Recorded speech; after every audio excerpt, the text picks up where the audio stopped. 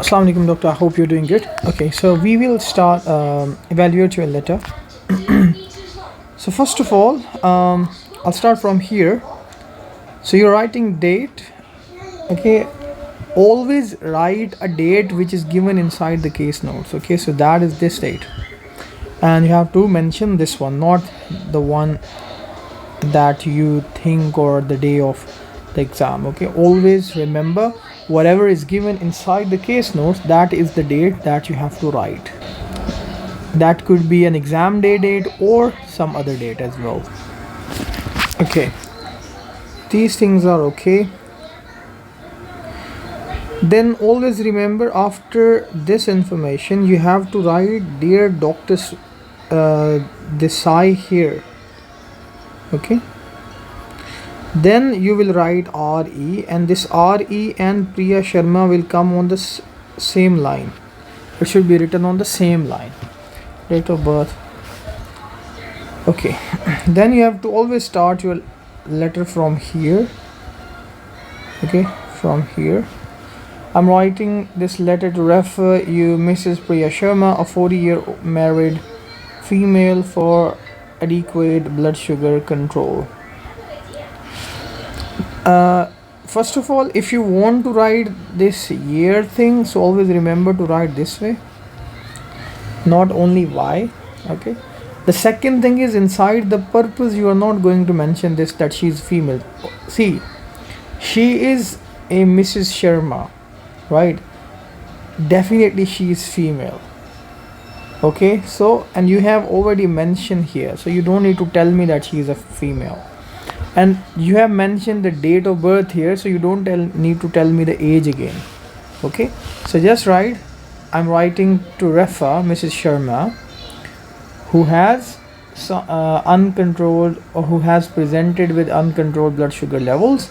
Your further assessment and management regarding her condition would be appreciated. This is how you're going to write your purpose. Okay, Mrs. Sharma is a known type 2 diabetic since 1999.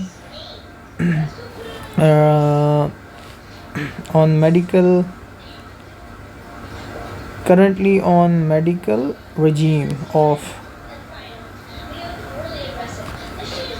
she has of metformin 500. Okay, never do this thing. Okay, this is wrong. Along with glyphosate 2 main, she is allergic to penicillin. So I'm reading this one. She is allergic to penicillin.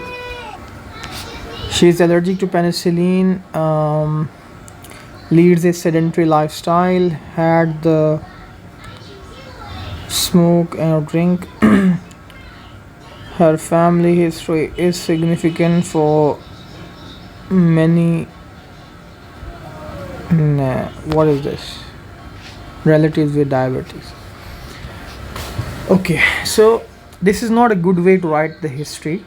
So how would you have written this history? Mrs. Sharma is a known type 2 diabetic since 1999, for which she takes metformin and glyphosate. Okay, please note, she is allergic to penicillin and her family history is also positive for diabetes. That's it, nothing else. You don't need to tell me other things. Okay, if you want, you can mention that she leads a sedentary lifestyle. That is because it's all about diabetic control, so you can mention that, but otherwise everything else is unnecessary. Patient was initially seen at my practice, where her concerns were poorly managed. Blood sugar levels, and examination at that time showed elevated.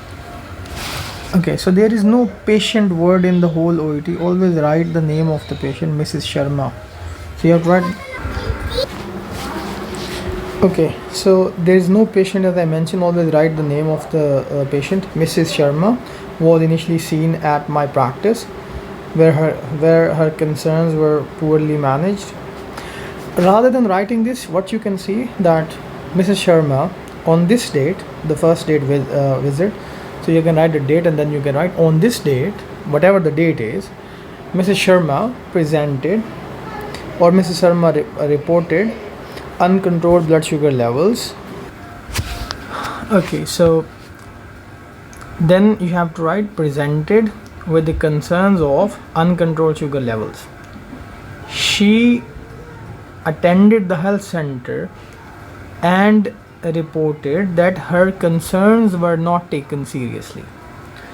Her blood pressure was, the examination is that her general examination or her examination was unremarkable except blood pressure of 155 by 100 or 90, whatever was mentioned.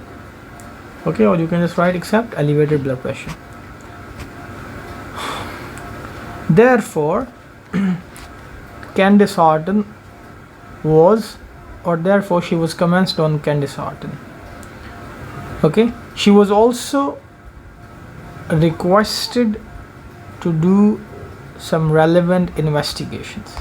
Okay, or you can simply write some relevant investigations were ordered. Okay, and then whatever the investigations were, you can just mention them in the next paragraph where you are telling the the values of those. Okay, so that's how you actually going to write it down. Okay, now then comes the next paragraph, right? Okay, so then comes the next paragraph. So now you have received the results, so how you have to write it down further.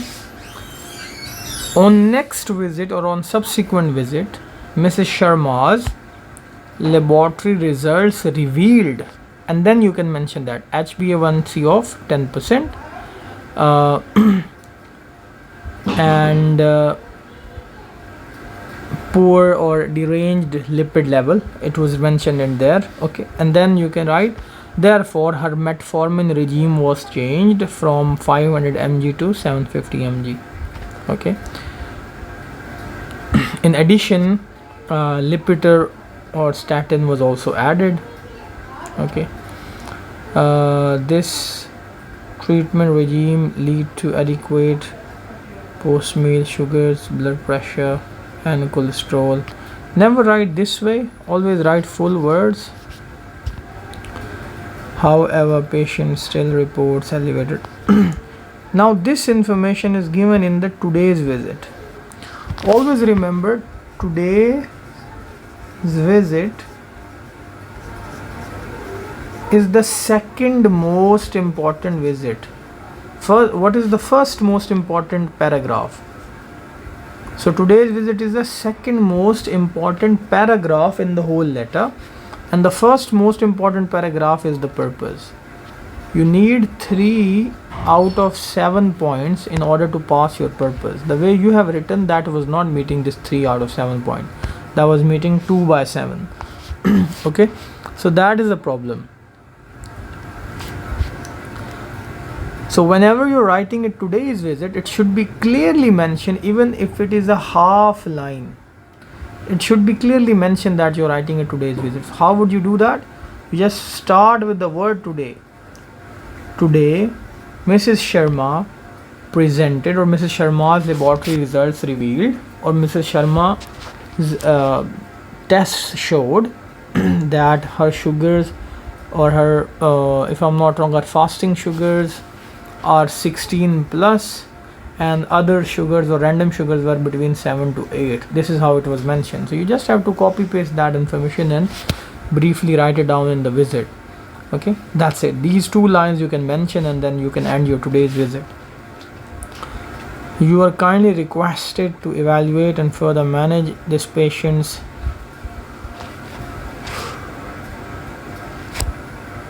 blood sugar level. So how, this is your conclusion. So conclusion is not up to the mark.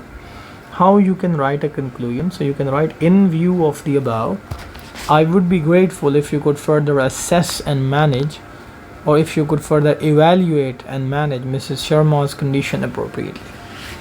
Please contact me should you require any other info. Please contact me if you have any other queries. Okay, this is how you can just write, or even if you want, you can just write, should you require any other information, please contact me. This is also fine. Yours sincerely and doctor.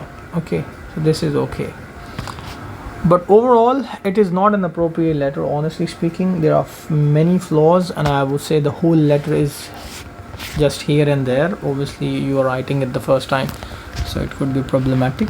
So I am going to send you a video for the basic letter discussion. Okay, just watch that and then do let me know, and then after watching that and this video, write the next letter. Thank you so much.